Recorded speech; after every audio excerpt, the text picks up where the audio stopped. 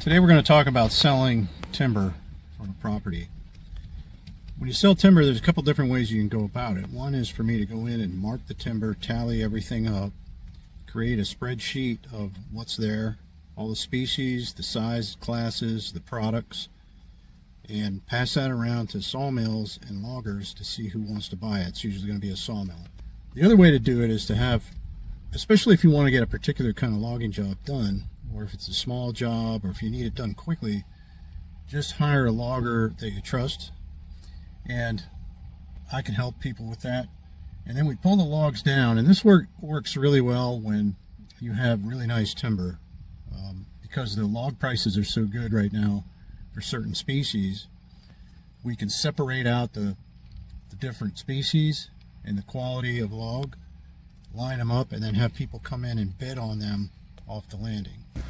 There's your high quality butt logs over there. There's some white oak and red oak there, and then you sort them out over there, like over in this area. That's going to be your mill run logs that you're going to take to pallet mills and places like that, sawmills, places that make ties and pallets. And then another product might be pulpwood, so you might stack up a bunch of pulpwood here. Here comes Ruben with another hitch of logs. Sometimes that works out really well, especially if you want to utilize all of the wood and sell everything that you're cutting down. A lot of times a sawmill will just take that butt log because that's all they really want. That's where the money is. By the time you transport everything to the mill, you don't want to be taking that low-grade stuff. So a lot of times their loggers will leave all that in the woods. Whereas if you're bringing them down tree length, sorting them out here, then you can send the different logs to different places where you can get the most money. Hope that makes sense. I'm going to see if Ruben has a few minutes to talk about these logs and how he's sorting them out, so that you can educate yourself a little bit on how we go about this. We're way up on the mountain. This is the highest field above the farm. It's kind of interesting. We're way up here. It was too windy in this section to hear what anyone was saying. So here's Ruben on a voice recording explaining what he's doing in this section. Okay, so what I'm doing here is I look at the log, all four sides of it. You know, you may think that a round log, how can it have four sides? But in order for a mill to saw it, you lay it, you square all four sides of a log off, and you make a square out of a circle. So in all reality, you have to keep an eye on certain defects, knots, certain factors, whether it has shake in it, whether it has mineral in it, whether it tapers, how it tapers. You have to take all of that into consideration when you look at a log quickly and make a decision based on what a sawmill needs or wants, or what a buyer is looking for to try and maximize the most money for a landowner. Some people who contract log for sawmills are more concerned about just getting loads out because that's how you get paid, by a load basis. Some guys get paid by the per foot basis. But all in all, most of the loggers are worried about, let's just fill the truck, let's just fill the truck, keep filling it, keep loads, loads, loads. That's how we get paid. I get paid based on a percent of the load and what it brings. So the more money I yield for the landowner, the more money I yield in return for myself. So that helps to definitely encourage and makes you double think about how I can utilize this log to its fullest potential each and every time.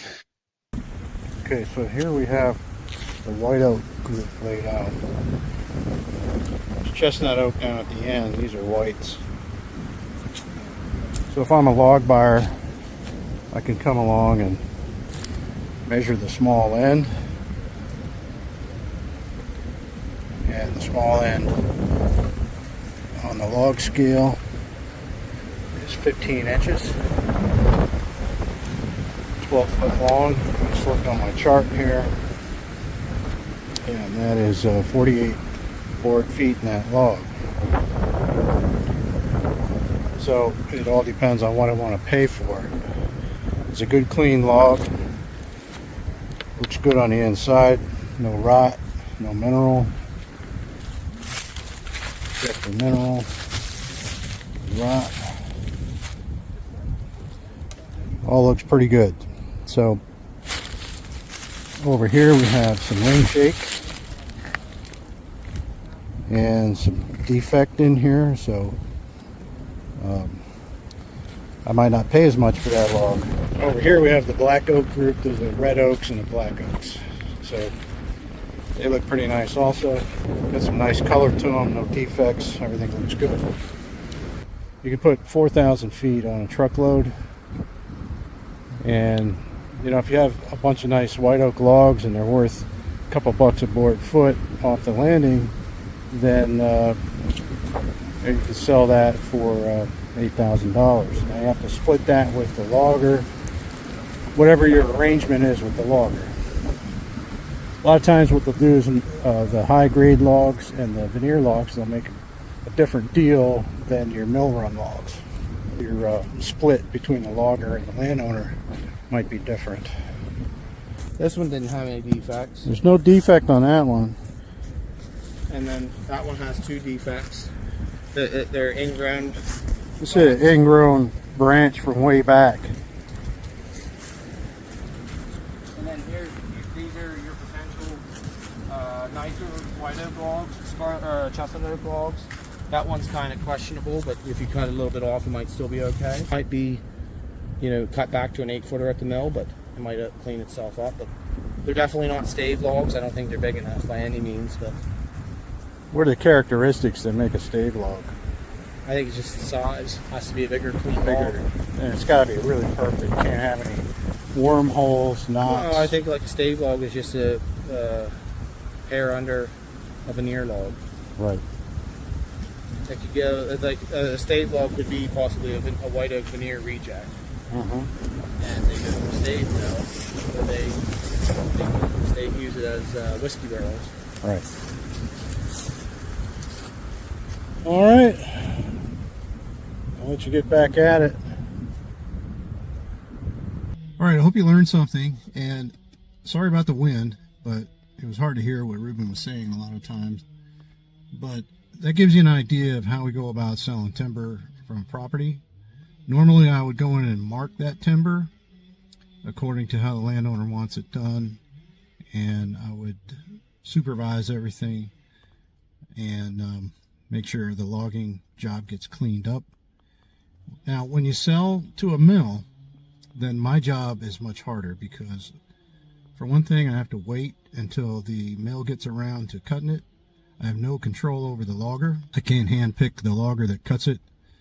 I have one piece that I sold 2 years ago that we're still waiting for a logger to get around to doing it. And so it's a little bit inconvenient. This way I can hand pick my logger. I can find somebody who would like to cut it sooner, and I have certain people that I let on properties that I work on that are the best in the business.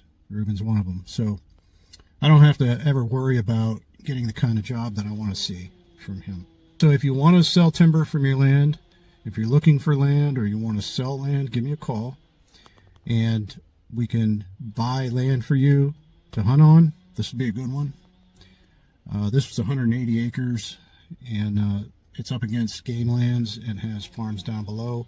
It's right where you want to be. That's a sweet spot. Once in a while these things come up for sale. They don't last long, so give me a call and I'll buy you a piece of land. And then if you want to fix it up for deer hunting and future timber, I can handle that for you. I will talk to you soon, and don't forget to like and subscribe and all that, and share it with your friends or somebody that could use this information. All right, see you on the next one.